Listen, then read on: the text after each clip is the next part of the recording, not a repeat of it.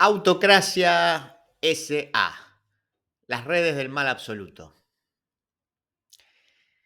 Sean comunistas, nacionalistas, teocráticos o monárquicos, los regímenes no liberales forman hoy sofisticadas redes que incluyen estructuras financieras, entramados de servicios de seguridad y expertos en tecnología capaces de proporcionar vigilancia, propaganda y desinformación con un único fin: ganar dinero y sostenerse en el poder.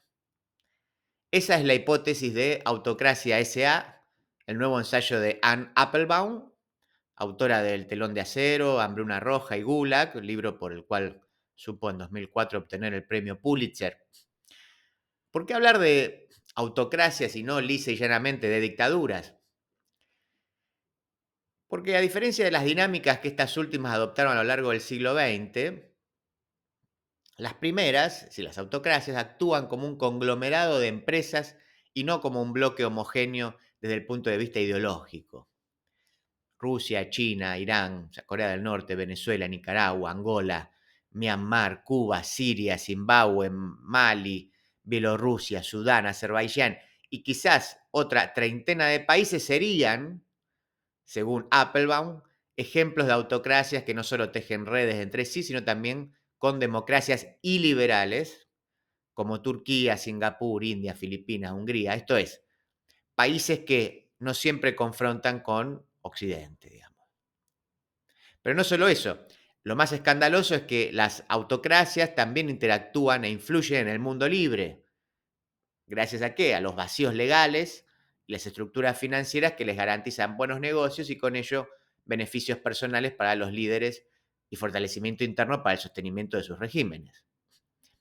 Sobre la autocracia rusa y el ascenso de Putin en particular, por ejemplo, Applebaum dice, la cito: el teniente de alcalde de San Petersburgo, o sea, Putin, se enriqueció gracias a las empresas de Occidente que compraron las exportaciones, a los reguladores de Occidente que dejaron pasar los contratos irregulares y a los bancos de Occidente que extrañamente no sintieron curiosidad por los nuevos flujos de dinero que entraban en sus cuentas. Fin de la cita.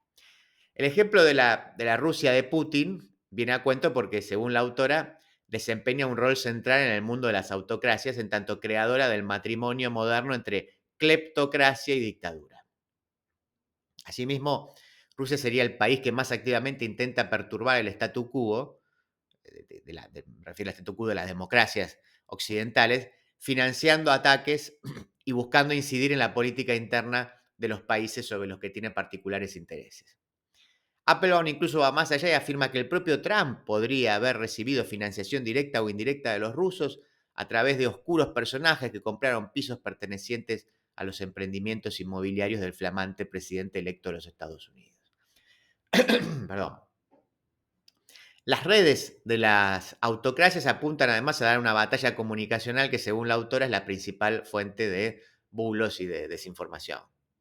Desde canales dependientes del gobierno ruso como RT hasta la financiación de Telesur por parte del chavismo, pasando por señales del mundo árabe y ahora la versión de X, Twitter, con Elon Musk a la cabeza, para Applebaum todo es parte de un gran dispositivo que en muchos casos es adoptado por las derechas occidentales para socavar los gobiernos liberales y o los gobiernos socialdemócratas de las repúblicas libres.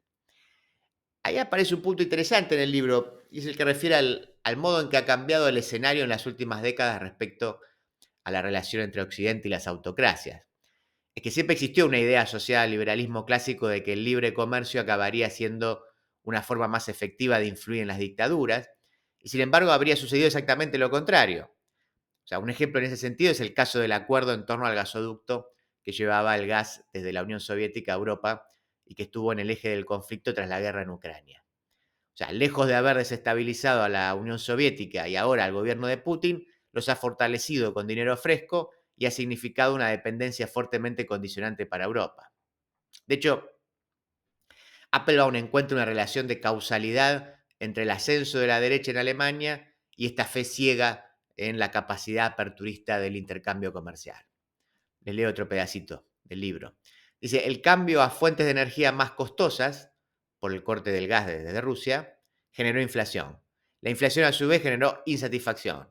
Esa insatisfacción, agravada por una campaña rusa de desinformación, contribuyó a un brusco aumento del apoyo a la extrema derecha. Eso es como ella entiende que se han correlacionado los hechos.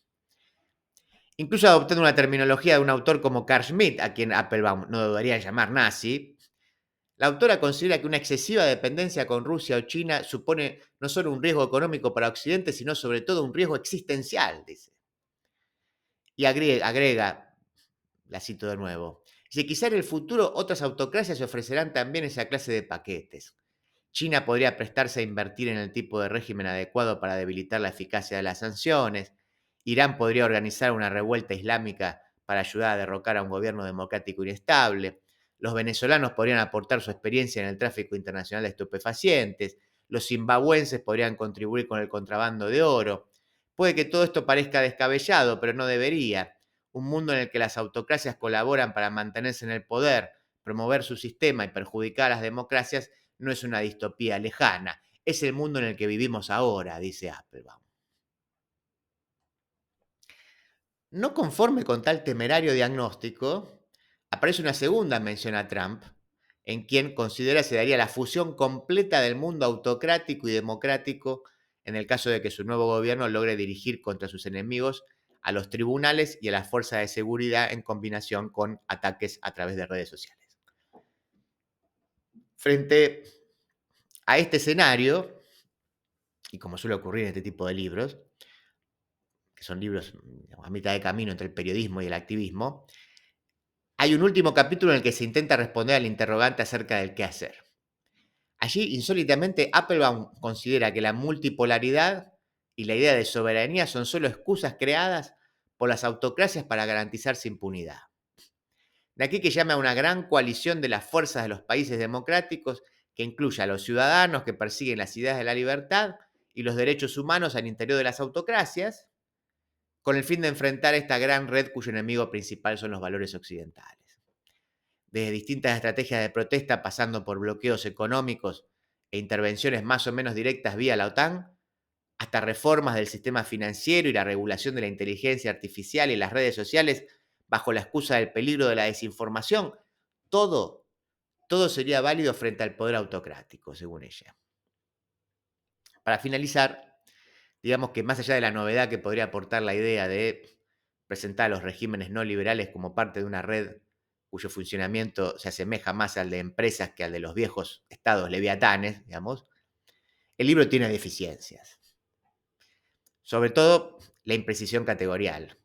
O sea, dentro del universo de autocracia entran un sinfín de países o regímenes completamente diversos, con historias, tradiciones, contextos e intereses inconmensurables.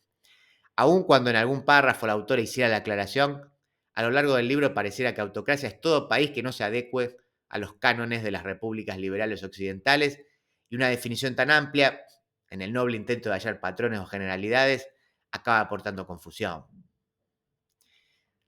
Más difícil aún se ponen las cosas cuando ese espíritu autócrata también se les adjudica a las derechas de los países occidentales, de modo tal que en una divisoria groseramente maniquea, Applebaum ubica el occidente de centro y centroizquierda del lado del bien y a las derechas occidentales, junto a cualquier otro sistema de gobierno no occidental, del lado del mal absoluto, formando parte de esa gran red de ayudas recíprocas con el fin de enriquecerse y eternizarse en el poder.